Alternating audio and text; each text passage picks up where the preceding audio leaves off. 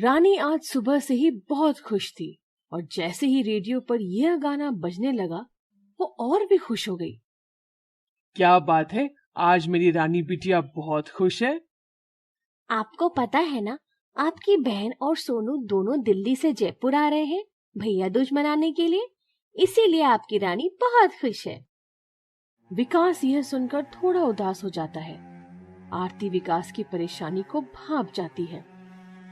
आप परेशान मत होइए जी, आज तो खुशी का दिन है। इतने सालों के बाद आज भाई दूज के मौके पर आपकी बहन घर लौट कर आ रही है। मुझे लगता है कि वह बदल गई होगी। आप बाजार से उसकी मनपसंद मिठाई और उसके लिए कुछ अच्छा सा उपहार ले आइए। पापा, मेरे सोनू भैया के लिए भी कुछ अच्छा सा गिफ्ट ले आना, मैं भी उन्हें दूंगी। हाँ बेटा। माँ, आंगन में जल्दी से वेलकम वाला रंगोली बनाते हैं, फिर पूजा की थाली भी तैयार करेंगे। और हाँ माँ, आप चिंता मत करना, आज मैं पूरी बेलने में आपकी हेल्प करूंगी। आपको बहुत सारा काम हो जाता है ना। ओ मेरी प्यारी बच्ची, तू चिंता मत कर, मैं सब कर लूंगी। खाना तो वैसे भी बन गया है तेरी बुआ के पसंद का। और रही बात पूरी की, तो जैसे ही वो आएंगे तो हम गरम गरम पूरी बनाकर उनको देंगे। थोड़ी देर के बाद बुआ और सोनू घर आते हैं। रानी बहुत खुश होकर बुआ को जोर से पकड़ लेती है और कहती है, मेरी प्यारी बुआ आ गई। ओहो, इतना चिपक मत, देख हो गई ना मेरी इतनी महंगी ड्रेस खराब। चल अब थोड़ा पीछे हट जा। दीदी आइए ना, अंदर बैठिए, मैं आपके लिए अभी पानी लेकर आती हूँ। सभी अंदर जाते हैं। तभी विकास भी घर आ गया। उसने अपने हाथ में एक थैला पकड़ा हुआ था। प्रणाम दीदी, कैसा रहा आपका सफर? बहुत अच्छा लग रहा है आपको बहुत सालों के बाद यहाँ देखकर। हम तो तुम्हारा इंतजार ही करते रह गए थे भाई। हमें लगा था कि तुम हमें स्टेशन लेने के लिए आओगे, ना तो तुम आए और ना ही किसी को भेजा। अरे कम से कम एक ओला ही बुक कर देते हमारे लिए। बहन इतने सालों के बाद आई है, उसके बावजूद भी कोई ढंग से सेवा सत्कार नहीं। देख लो, तुम्हारी बीवी ने तो सिर्फ पानी लाकर रख दिया है और इतने दूर से आ रहे हैं, ये नहीं कि कुछ फल और मिठाई ले आए। इस घर की बेटी आई है और भांजा आया है, पर नहीं। मैंने आपकी पसंद का सब कुछ बनाया है दीदी, अब जल्दी से हाथ पैर धो लीजिए, मैं आपके लिए खाना लगा देती हूँ। मॉम, ये आप मुझे कहाँ लेकर आ गई हैं? इस झोपड़ी में मुझे बेचैनी हो रही है, अजीब सी स्मेल आ रही है, चलो यहाँ से। अरे सोनू बेटा, ये तेरे मामा मामे का घर है। मुझे लगा था इतने दिनों में इनकी हालत सुधर गई होगी, पर ये लोग तो अभी भी भिखारी के भिखारी ही हैं। चल हाथ पैर धो ले। बुआ और सोनू हाथ पैर धोकर आते हैं। तब तक आरती दोनों के लिए गर्मा गर्म पूरियां और बुआ की पसंदीदा सब्जी भाजी सब लेकर आती है। मम्मा, मैं भाई का तिलक कब करूंगी? भाई तो खाना खा रहे हैं, मैं तो अभी तक भूखी हूँ। मुझे भी भूख लग रही है। आपने तो कहा था कि जब भाई आएंगे तब तिलक करने के बाद दोनों भाई बहन साथ में खाना खाना। हे भगवान, क्या सोचकर इस लड़की का नाम तुम लोगों ने रानी रखा था। रानी वाले गुण तो है ही नहीं इसमें, ऊपर से मेरे बेटे के खाने को नजर लगा रही है। मुझे पता है कि तुझे जल्दी तिलक क्यों करना है। गिफ्ट ही चाहिए ना, मिल जाएंगे, थोड़ा सब्र कर ले। नहीं दीदी, गिफ्ट वाली बात नहीं है। रानी का ये पहला भाई दूज है जिसमें वह अपने भाई का तिलक करेगी, इसलिए वह थोड़ी ज्यादा उत्साहित है। हाँ हाँ समझ गई। और लड़की, तू भी थोड़ी देर रुक जा, खा लेने दे अपने भाई को, उसके बाद तिलक कर लेना। इतनी दूर से आ रहा है, बेचारा थक गया है। तेरी माँ ने तो कुछ सिखाया ही नहीं है तुझे। हे भगवान, ये क्या पूरी और इतने तेल वाली सब्जियां। ऐसा खाना खाकर तो जितना डाइटिंग की है अभी तक की सारी पानी में चली जाएगी। मरता क्या नहीं करता, खाओ भाई खाओ। अरे भाभी, एक बार पूछ तो लेना चाहिए था कि दीदी आप क्या खाते हो क्या नहीं खाते। अरे इतने सालों के बाद मैं आई हूँ, अब क्या वही स्वाद और वही पसंद जिंदगी भर रहेगी क्या? सोनू जैसे ही खाना खाता है, मॉम इट्स टू यमी, आप ऐसा खाना क्यों नहीं बनाती? चुप कर, इसमें क्या तुझे यमी लग रहा है? 2 दिन इसके हाथ का खाना खाएगा ना, तुम मोटा हो जाएगा। ऐसे ही खाना खिला खिलाकर इसने तेरे नाना नानी को भी मार डाला। आरती रुआंसी होकर वहां से किचन की ओर चली जाती है। दीदी, ये आप कैसी बातें कर रहे हो? माँ बापूजी की उम्र हो गई थी, आप तो आखिरी वक्त में उन्हें देखने तक भी नहीं आई थी। जब दिल्ली में उनका इलाज चल रहा था तो वहां पर भी आपको ये नहीं था कि आप आ जाओ, आकर देख लो। मैं और आरती ही जानते थे कि हम दोनों ने हॉस्पिटल में कैसे मैनेज किया था। माँ बापूजी के इलाज में सब बेचना पड़ गया और उसके बावजूद आप ऐसा कह रही हो? अरे, बल्कि आपको तो ये डर था कि कहीं मैं आपसे पैसे न मांग लूं, इसलिए आप हॉस्पिटल में एक बार भी देखने तक नहीं आई उन्हें।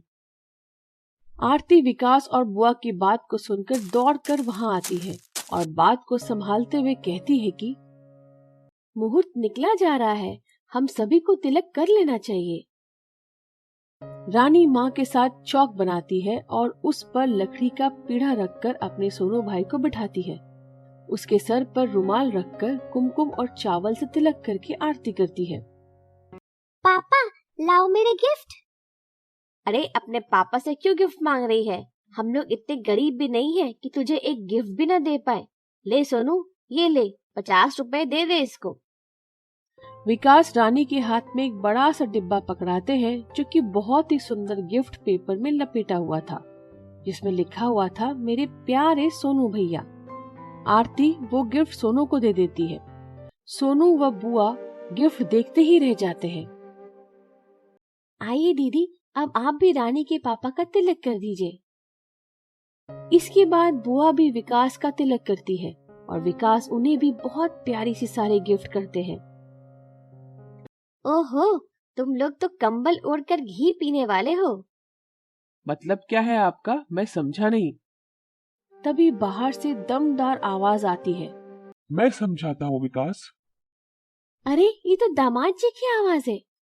अरे जीजा जी, आप आइए, अंदर आइए। वाह, क्या बात है, आप इस गरीब के घर आए हैं। रानी बेटी, ये आपके फूफा जी हैं। रानी पहले ही अपने बुआ के बर्ताव से डरी हुई थी, इसलिए अपने पापा के पास ही खड़ी थी। फूफा जी ने रानी को गले लगाकर कहा, रानी बिटिया, तुम तो बहुत सुंदर हो। देखो फूफा जी तुम्हारे लिए क्या लाए हैं। वे रानी को एक चॉकलेट का पैकेट और एक बहुत सुंदर सी डॉल देते हैं, जिसे देखकर रानी बहुत खुश हो जाती है और अपने फूफा जी से कहती है, थैंक यू फूफा जी, आप तो बहुत अच्छे हैं, वो अच्छी नहीं है। आरती जी, रिश्ते में तो मैं आपके भाई जैसा ही हूँ, तो क्या आप अपने भाई का तिलक नहीं करेंगी? आरती राकेश जी का तिलक करती है, उसके बाद उन्हें खाना खिलाती है। वाह आरती जी, आपके यहाँ के खाने की बात ही निराली है। मजा आ गया आज खाना खाकर। इसके बाद राकेश एक डिब्बा निकालकर आरती की ओर आगे बढ़ाते हैं। अरे नहीं, मैं ये नहीं ले सकती। रख लो आरती, तुम्हारे लिए ही है। आरती उसे जैसे ही खोलती है, उसमें अपनी सास के दिए हुए हार को देखकर बहुत खुश हो जाती है। ये मुझे मेरी माँ ने दिया था, फिर आपने इसे क्यों दे दिया? और आपकी हिम्मत कैसे हुई मेरी चीजों को मुझसे पूछे बिना किसी को भी देने की? तुम्हारी माँ ने इस सेट को तुम्हें नहीं दिया था, बल्कि तुमने जिद करके उनसे लिया था। उस टाइम पर मैं भी वहीं पे था। वैसे विकास जी, मैं यहाँ पर ये बताने आया था कि आपकी बहन यहाँ पर भाई दूज के लिए नहीं आई थी। वो तो यहाँ पर ये देखने के लिए आई थी कि आप लोगों की स्थिति क्या है। वो क्या है ना, मुझे बिजनेस में लॉस हो गया है। मेरे पास अब संपत्ति के नाम पर घर के अलावा कुछ भी नहीं बचा है। अगर आप लोगों की स्थिति सही होती तो ये यहीं पर रहने का सोच कर आई थी। हाँ जीजा जी, आपकी स्थिति के बारे में हम लोगों ने पेपर में पढ़ा था। हमें बहुत दुख हुआ था, इसलिए हम दोनों ने मिलकर माँ के जेवर और पिताजी ने जो रिटायरमेंट के बाद जमीन खरीदी थी, वह सोनू के लिए अलग से रख दी है। वह आप लोगों का ही है। हो सकता है आपके बिजनेस के काम आए। ज्यादा तो नहीं है हमारे पास, पर हमसे जितना बन पड़ा हमने किया। आगे भी अगर आपको हमारी जरूरत होगी तो हम आपके लिए हमेशा खड़े रहेंगे। और बहन, तूने मुझे इतना पराया कब से कर दिया कि तूने मुझे अपनी परेशानी भी नहीं बताई। और ये घर जितना मेरा है उतना तेरा भी है। तू जब तक चाहे यहाँ रह सकती है। मुझसे जितना होगा मैं तेरे लिए करूंगा, आखिर तू मेरी बहन है। विकास की बात सुनकर राकेश ने मेघा की तरफ गुस्से से देखते हुए कहा, कुछ तो शर्म कर लो, तुम्हारा भाई और तुम में कितना फर्क है ना। क्या तुम्हें अभी भी नहीं लगता कि तुम्हें सबसे माफी मांगनी चाहिए? भैया और भाभी मुझे माफ कर दीजिए, मैं अपनी गलती पर शर्मिंदा हूँ। मैंने आप लोगों के साथ बहुत बुरा व्यवहार किया है, उसके बावजूद भी आप लोगों ने मुझसे अच्छा व्यवहार किया। हो सके तो मुझे माफ कर देना। इसके बाद वह रानी से माफी मांगती है और रानी को खूब सारा प्यार करती है। विकास अपनी बहन को गले लगाकर बोलता है, अब सही मायने में भाई दूज पूरा हुआ है हमारा। और फिर सब जोर जोर से हंसने लगते हैं।